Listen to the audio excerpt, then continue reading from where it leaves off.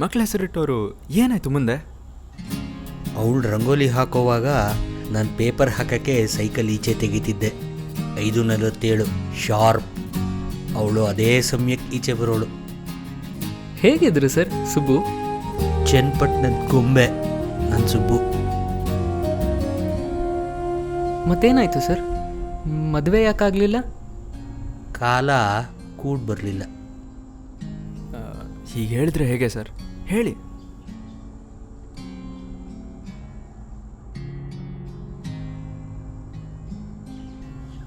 ಇರಲಿ ಹೇಳಿ sir. Degree second year exam ಮುಗಿದು ಬರೋವಾಗ ಅವಳನ್ನ ಯಾರೋ ಚುಡಾಯಿಸಿದ್ರು ಅಂತ ಅವರಪ್ಪಂಗೆ ತುಂಬ ಅವಮಾನ ಆಗಿ ಊರು ಬಿಟ್ಟು ಹೊಟ್ಟೋದ್ರು.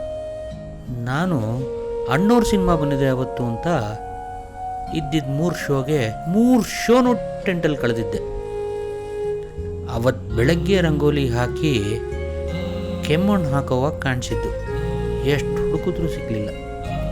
ಒಂದಷ್ಟು ಜನ ಏನೋ ಆಂಧ್ರಲ್ಲಿ ಇದ್ದಾರೆ, ಮದುವೆ ಆಗಿ ಮಕ್ಕಳಿವೆ ಅಂತೆಲ್ಲ ಹೇಳಿದ್ರು.